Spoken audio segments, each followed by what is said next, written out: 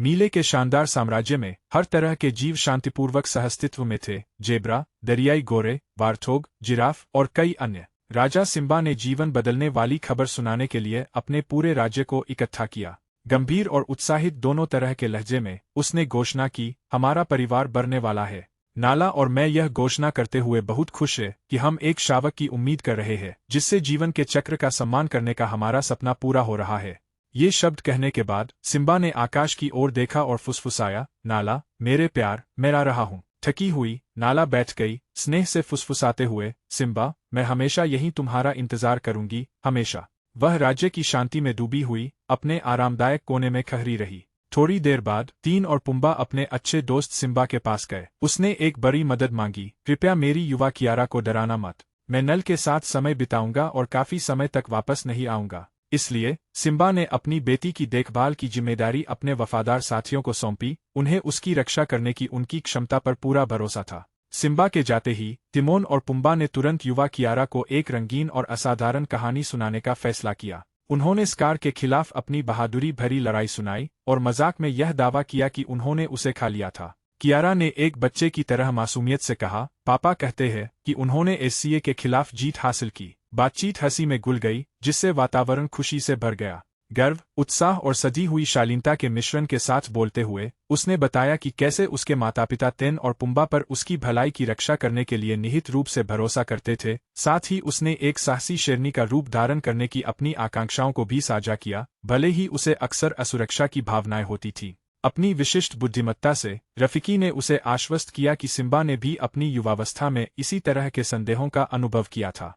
उसने वह कहानी सुनाई कि कैसे मुफासा, उसके दादा, ने एक बार सिम्बा को प्राइड रॉक के शिखर पर ले जाकर सितारों के नीचे दहाड़ने का निर्देश दिया था। अभी भी असंतुष्ट कियारा ने कहा, मैं कभी भी उनकी तरह बहादुर नहीं बन पाऊंगी।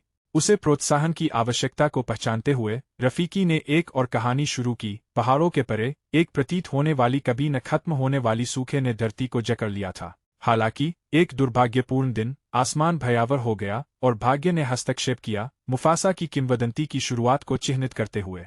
मुफासा और स्कार अपनी महानता से बहुत पहले भाई थे। इस कहानी ने हमें हाथियों और लकड़बग्घों के विशाल भूभागों को पार करने के एक जीवंत मनोरम दृश्य में डुबो दिया। वहाँ मुफासा के माता-पिता ने अपने युवा पुत्र को अपने राज्य की लुभावनी सुंदरता का दर्शन कराया। अपनी आंखें बंद करो और तुम उन सब चीजों का सपना देख सकते हो जो एक दिन तुम्हारी होंगी, उन्होंने फुसफुसाया। उस पल के जादू को और बहाते हुए उन्होंने पूरे दिल से एक गीत गाया जो जीवन की सुंदरता का सम्मान करता था और सूखे के कारण आई कठिनाइयों के बावजूद हमेशा साथ रहने का वादा करता था। उनका राष्ट्रगान एक उज्ज्वल भविष्य की आशा का प्रतीक था। उनकी खुशी क्षणिक थी, क्योंकि तभी जोरदार बारिश शुरू हो गई, जिससे नदियां उफान पर आ गईं और विनाशकारी बाढ़ आ गई। मुफसा के माता-पिता ने अपने छोटे शावक को चट्टान के किनारे के पास खतरनाक धाराओं से बचाने के लिए हर संभव सावधानी बरती। तुम्हें तुरंत निकलना होगा, उसके पिता ने जोर देकर कहा, अवसर अभी भी है। धीरे से आग्रह करते हुए उसकी मां ने सलाह दी, एक एक कदम ध्यान से रखो, हर कदम पर नजर रखते हुए तुम्हें भागना होगा। हाथी के भार से धरती के धंसने के साथ ही मुफासा का पैर फिसल गया और वो सैलाब में बह गया। जैसे ही रफीकी ने कहानी जारी रखी, शक्तिशाली बाढ़ का पानी एक दूर की नदी में मिल गया। मुफासा को उसके परिवार और परिचित परिवेश से दूर बहा ले गया। दूर राज्य में छोटे शेर को बेरहमी से एक तैरते हुए लत्थे पर फेंक दिया गया। यह वह तरीका था जिससे हम पहली बार ताका से मिले। तुम कौन हो? राजा ओबासी के जिज्ञासु और साहसी पुत्र ताका ने बाहरी व्यक्ति को पहचान कर पूछा। शावक होने के नाते, मुफासा ने जवाब दिया। मुफासा ने तब तक विनती की जब तक ताका अंतः मान नहीं गया और आने वाले खतरे का खुलासा किया। एक मगरमच्छ तुम्हें पकड़ने वाला है। मुफसा के तैरने में असमर्थ होने के कारण वह मगरमच्छ के तेज हमले से बेबस था। ताका ने मदद करने की कोशिश की, लेकिन स्थिति तेजी से बेकाबू हो गई। जब निराशा उन्हें निगलने की धमकी दे रही थी, तब तेक की मां एई उभरी और बहादुरी से मगरमच्छ का सामना करते हुए अपने बच्चों को बचाया। लेकिन उसके चेहरे के भावों से क्रोध और चिंता का मिश्रण झलक रहा था। कभी भी अजनबियों से बात मत करना, उसने अपने बेटे को चेतावनी दी। असे ने मुफासा को छोड़ने पर जोर दिया, यह तर्क देते हुए कि राजा ओबासी उनके झुंड में कभी भी किसी बाहरी व्यक्ति को स्वीकार नहीं करेंगे। लेकिन ताका ने करुणा से प्रेरित होकर उसका बचाव किया। मैंने तुम्हें मेरे आने तक इंतजार करने का निर्देश दिया था, उसे यहाँ छोड़ना अस्वीकार्य है। नियमों की परवाह किए बिना, तकर राजा उसे कभी भी दरबार के एक वैध सदस्य के रूप में स्वीकार नहीं करेगा। मैं आवारा नहीं हूँ, मैं बस रास्ता भटक गया हूँ, मुफासा ने स्पष्ट किया। उसकी बात से प्रभावित होकर इसी ने ध्यान से सुना, क्योंकि उसने बार में बह जाने और अपने परिवार से बिछड़ने का वर्णन किया। क्या आपको कोई अंदाजा है कि मैं घर कैसे लौट पाऊंगा? उसने पूछा। उसकी आवाज उम्मीद से भरी हुई थी। एक शांत और गंभीर भाव के साथ शेरनी ने उत्तर दिया, कभी कभी रास्ता भटकना भी एक नया रास्ता खोजने के बारे में होता है, और वह रास्ता आपको एक नए घर तक ले जा सकता है।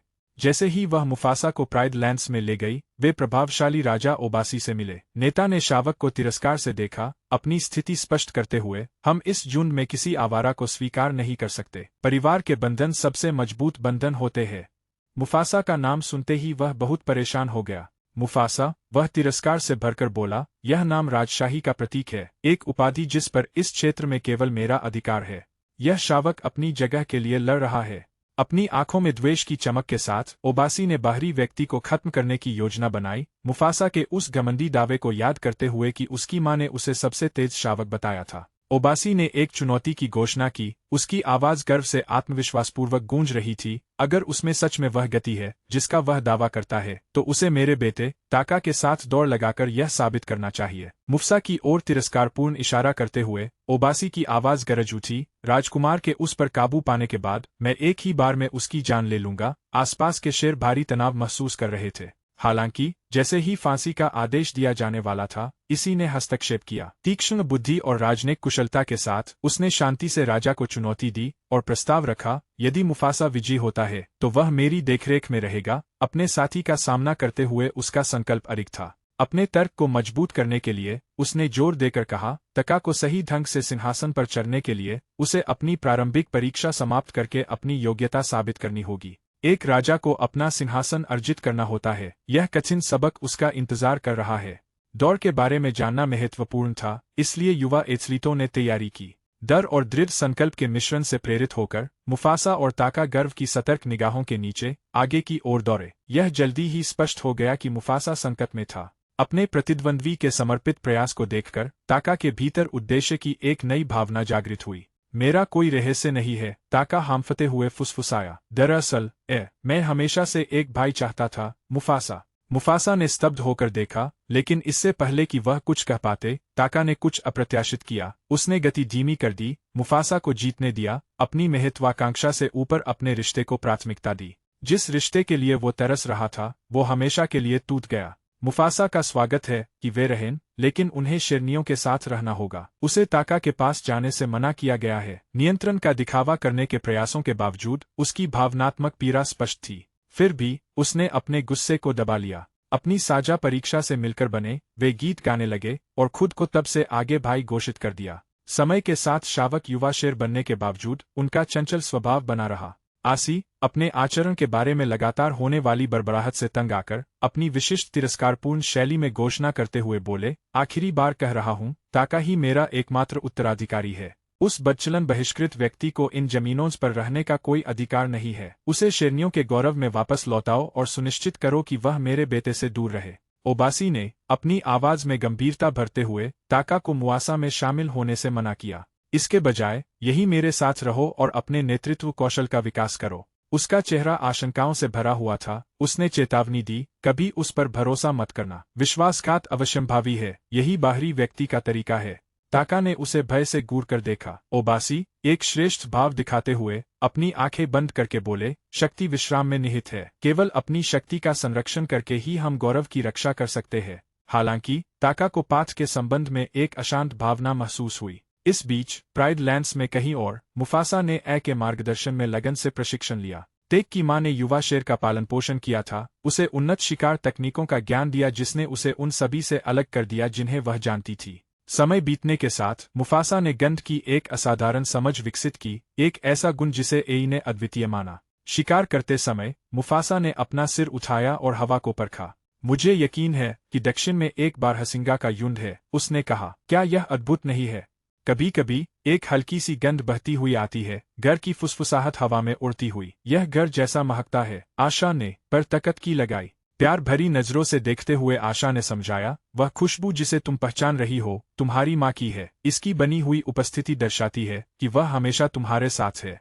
मुफासा को उसके शब्दों में सांत्वना मिली, जिससे उम्मीद की एक किरण जगी और समुदाय की एक नई भावना का संचार हुआ, भले ही वह अभी भी बाहरी व्यक्ति बना हुआ था। एक शांत अंतराल के दौरान मुफासा ने अपने सबसे गहरे विचारों को प्रकट किया। ओबासी मुझे कभी भी सच्चे दिल से स्वीकार नहीं करेगा क्योंकि उससे खून के रिश्ते से नहीं जुड़ा हूं। उसकी नज़रों में मैं हमेशा एक बाहरी व्यक्ति, एक आवारा ही रहूंगा। आशा ने स्नेहिल दृष्टि से उत्तर दिया, तुम मेरा परिवार हो। तुम्हारी उत्पत्ति या ओबासी के शब्दों से परे, तुम हमेशा मेरे साथ यहाँ घर पर रहोगे।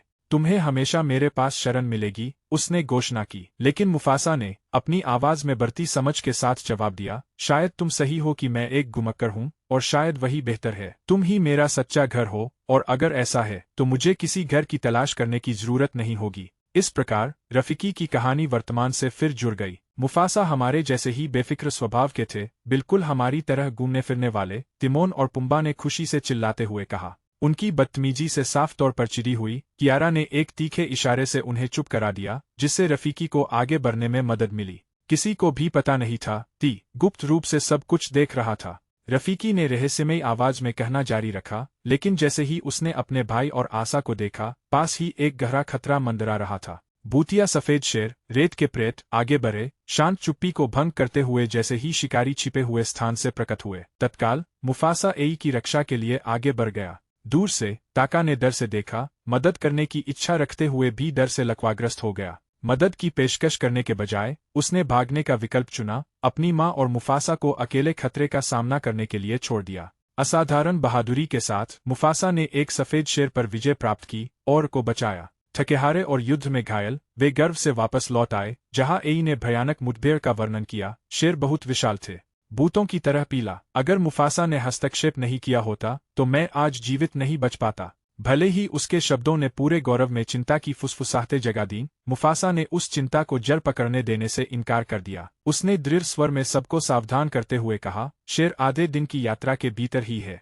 ओबासी को इसके विपरीत वैसी तत्काल आवश्यकता महसूस नहीं हुई। तो किसी को जांच करने के लिए भेजो, मुफासा ने आदेश दिया। उनकी आवाज में चिड़चिड़ाहट थी। कुछ हिचकिचाहट के बाद ओबासी राजी हो गए और उन्होंने मामले की सच्चाई जानने के लिए एक जासूस भेजा। निजी तौर पर उसने गुस्से में तीखे शब्दों से ताका का सामना किया। तुम अपनी ही मां को छोड़ दिया, उसने आरोप लगाया। दूर कहीं हमारी मुलाकात कोस से हुई, जो सफेद शेर का प्रभावशाली और निर्दयी राजा था। उसके अधीन एक सैनिक ने युद्ध का वर्णन किया। वह शेर झुंड का सरदार नहीं था, लेकिन वही तुम्हारे बेटे की मौत का जिम्मेदार है। किरो खबर सुनकर हड्डियों तक ठिठुर गया। कोई दया नहीं दिखाते हुए उसने घायल योद्धा को शेरनियों द्वारा भक्षण करने के लिए छोड़ दिया। ओबासी ने प्राइड में वापस ताका में सत्ता के बारे में अपने कठोर विश्वासों को बैठाने में जोर दिया। मान लीजिए कि तुमने अपनी मां को नहीं छोड़ा होता। हमारी विरासत सर्वोपरि है और इसे संरक्षित किया जाना चाहिए। मैं धोखा देना पसंद नहीं करता। मुफासा सही थे, उन्होंने कहा। आने वाले खतरे का सामना करते हुए अब्बासी ने अपनी विरासत की रक्षा करने का संकल्प लिया, एक ऐसा फैसला जो उनके परिवार के भविष्य की दिशा बदल देगा। उसने अपने बेटे ताका को एक नई शुरुआत करने के लिए निर्वासित कर दिया, मुफासा को उसका संरक्षक बनने के लिए बाध्य किया और उन्हें वफादारी की एक अटूट शपथ से बांध दिया। पहले तो मुफासा ने आशा को छोड़ने की अनिच्छा दिखाते हुए इनकार कर दिया। आशा, उसकी आंखों में प्यार भरी स्थिरता थी, उसने जवाब दिया, तुम्हारी मां ने मुझसे क्षितिज के पार एक भूमि के बारे में बताया था, एक हरीभरी जगह जिसे एक परिपूर्ण सूर्य का आशीर्वाद प्राप्त है। तुम्हें अपने असली घर को खोजने के लिए वहां यात्रा करनी होगी। एक कोमल स्पर्श के साथ वह फुसफुसाई, तुम इसे महसूस करते हो जैसे मैं करती हूँ। जीवन के महान चक्र में अपने भाग्य को स्वीकार करो। एक दूसरे को विदा करते समय उनकी आंखों से आंसू बह रहे थे। वर्तमान में लौटते हुए तीन और पुम्बा ने हास्यास्पद चुटकुलों के साथ कहानी में बाधा डाली और फिर शौचालय जाने के लिए बहाना बनाकर निकल गए। खींचकर कियारा ने उन्हें एक तरफ कर दिया और रफीकी से आगे बढ़ने का आग्रह किया। सम्मान से प्रेरित और गर्व से भरे ओबासी ने व्हाइट लायंस के सरदार राजा कोल का सामना करने का संकल्प लिया। किरोस, अपने प्रभावशाली और ठंडे व्यवहार के साथ रफी ने कहा कि उसने अपना इरादा स्पष्ट कर दिया। राजाओं की घाटी का अंतिम गौरव होने के नाते मैं अकेला ही सर्वोच्च शेर होने का दावा कर सकता हूँ। ओबासी कर्तव्य और भाग्य के अटूट जाल में फंसकर समझ गया कि निकलने का कोई रास्ता नहीं था। चक्र अब टूट गया है। जैसे ही ताका और मुफासा आगे बढ़े, श्वेत सिंह की प्रेत छवि उनके पीछे साकार हो गई। तैरो, मुफासा, ताका ने राजकुमार के अधिकार से भरी आवाज में आदेश दिया। फिर भी मुफासा अचल अडिग खड़ा रहा। अचानक किरोस प्रकट हुआ, उसकी क्रूर निगाहें उन पर टिकी थीं। मेरे बेटे का खून किसने किया? उसने पूछा। उसकी निगाहें ताका पर टिकीं, जिसकी पहचान शाही खून वाले व्यक्ति के रूप में हुई थी। खून का बदला खून होगा, किरोस ने बर्फीले लहजे में कसम खाई। चारों तरफ से गिर जाने के कारण बचने का कोई रास्ता नहीं था, माहौल असहनीय हो गया था। डर और निराशा से अभिभूत ताका ने धक्का देने से पहले माफी मांगी। मुफासा पानी के पास पहुंचा, जिसके कारण उसे छलांग लगानी पड़ी। हालांकि खतरा अभी टला नहीं था। एक सफेद शेरनी ने उनका पीछा किया, उनके पीछे उछलती हुई, लेकिन एक मगरमच्छ अप्रत्याशित रूप से सतह पर आ गया, जिसने शिकार करने वाली शेरनी को पकड़ लिया और उसे पानी के नीचे खींच ले गया। हालांकि कुछ देर के लिए सुरक्षित, नदी की धारा में बह जाने के कारण वे थके हुए और कमजोर हो गए थे। वे जहां कहीं भी भाग जाए, हम उनका लगातार पीछा करेंगे। भागते समय भाइयों को सरबी नाम की एक गरिमापूर्ण शेरनी मिली। मैं अपने क्रायोपॉड से बचे अन्य लोगों को ढूंढ रहा हूं। कुछ आक्रमणकारियों से बच निकले, लेकिन तुम दोनों ही ऐसे हो जिन्हें मैं अब तक ढूंढ पाया हूं।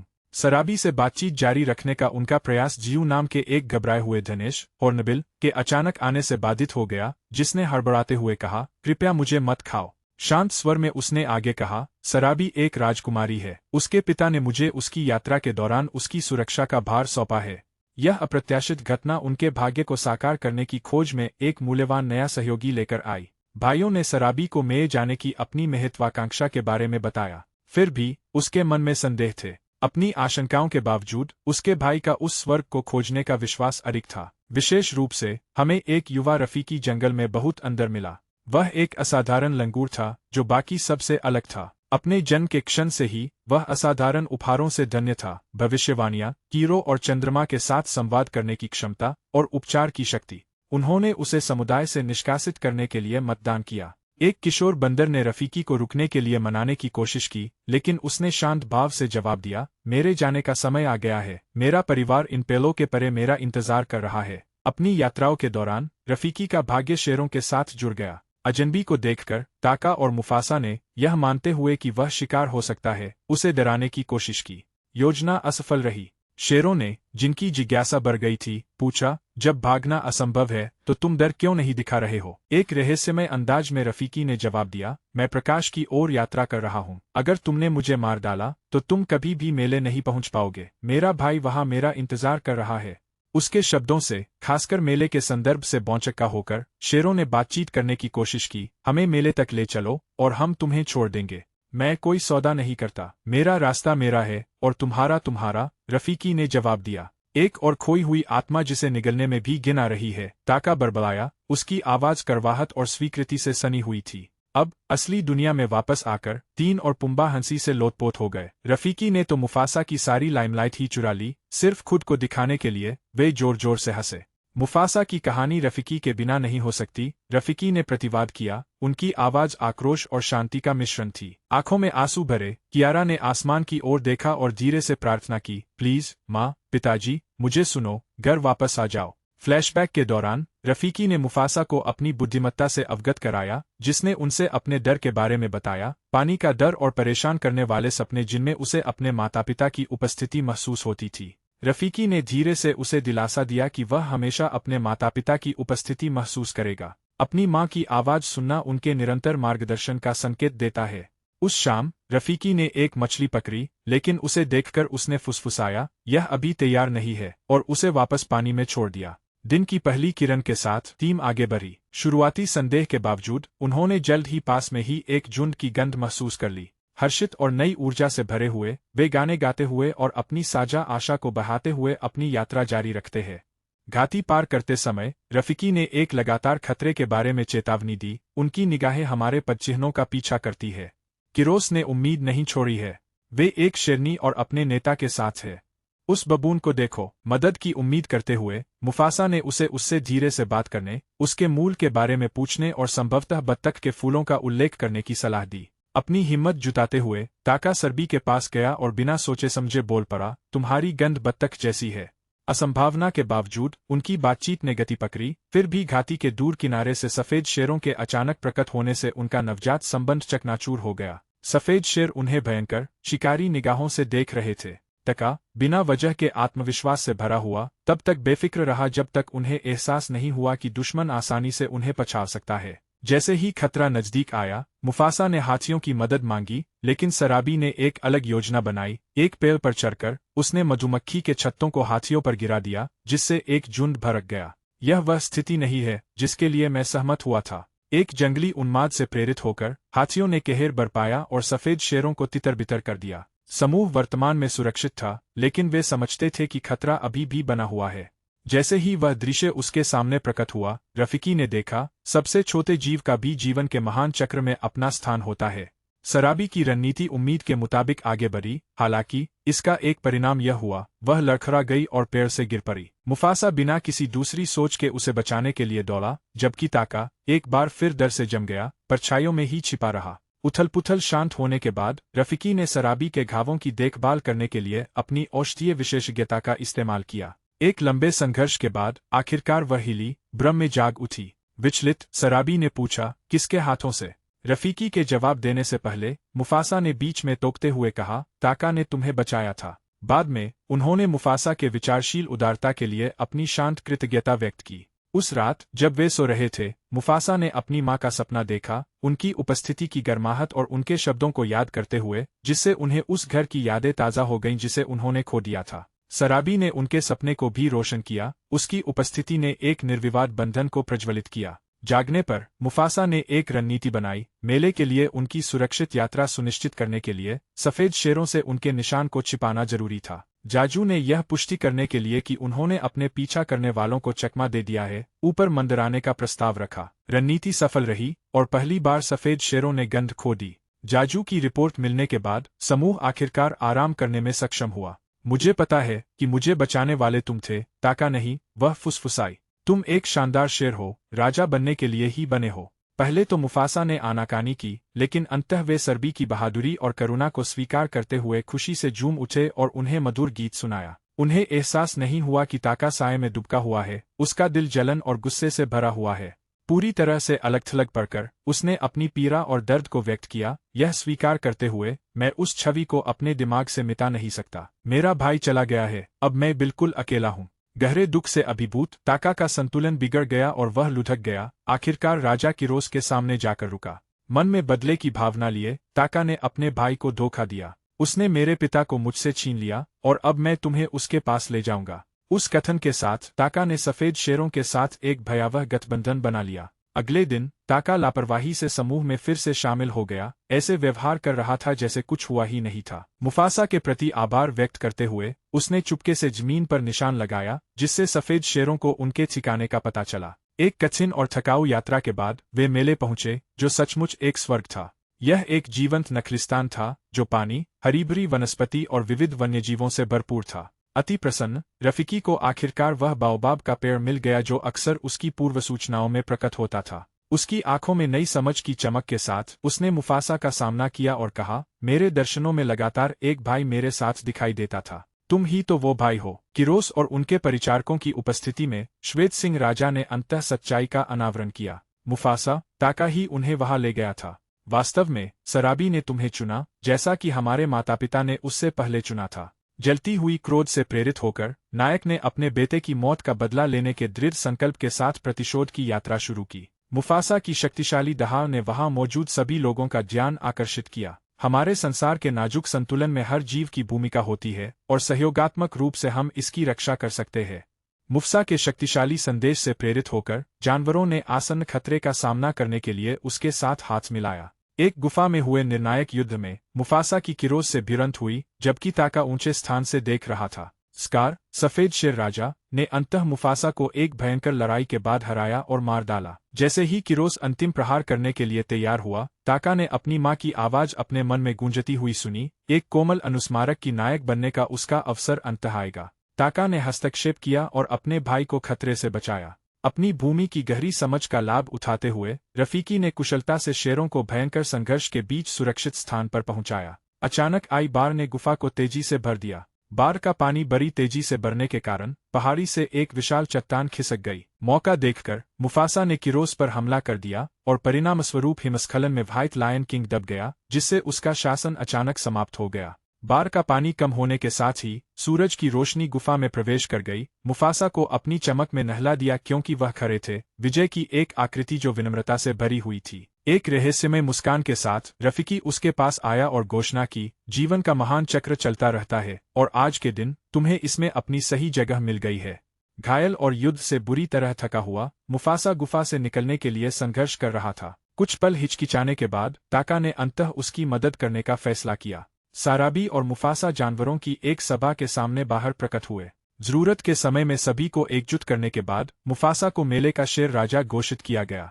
फिर एक चौंकाने वाले और अप्रत्याशित मोड़ में मुफासा की मां पूरी तरह से जीवित होकर सामने आई। पुनर्मिलन होने पर वे खुशी से भर गए। फिर भी उसके पास एक विनाशकारी खबर थी, उसके पिता अब नहीं रहे। पश्चाताप से व्यथित होकर ताका अंततः वापस आया और माफी की गुहार लगाई। अन्य जानवरों की स्कार को निर्वासित करने की इच्छा के बावजूद मुफासा अपने भाई को बेघर नहीं होने देता। हालांकि उन्होंने अपनी बात को स्पष्ट रूप से व्यक्त किया, तुम्हारा नाम स्कार होगा। स्कार दबी हुई क्रोध से उबलते हुए अपनी नजरें फेर लीं। उसकी आंखें दुश्मनी से धधक रही थीं क्योंकि उसने मुफासा को प्राइड रॉक पर विजयी चढ़ाई करते हुए और उसकी राजशाही की घोषणा करने वाली गूंजती दहाड़ को देखा। मूसलाधार बारिश में पूरी तरह से भीगी हुई कियारा ने अपने पूर्वजों की शक्ति का संचार करते हुए एक जोरदार दहाड़ लगाई। उसके कुछ ही समय बाद उसने अपने पिता को दूर से देखा। असीम खुशी के साथ वह उसकी ओर दौड़ी और वे स्नेह से गले मिले। इसी बीच तीन और पुम्बा ने रफीकी की कहानी कहने की कुशलता की सराहना की। उनके साथ परिवार का एक नया सदस्य भी था, कियारा का छोटा भाई। जवानी के जोश के साथ शेरनी ने जीवन के महान चक्र की निरंतरता को सुरक्षित करते हुए अपनी शाश्वत सुरक्षा का वचन दिया। इस प्रकार फिल्म खुशी भरे पुनर्मिलन के साथ समाप्त होती है, जो परिवार, विरासत और प्राइड लैंड्स के भीतर अटूट बंधन का सम्मान करती है।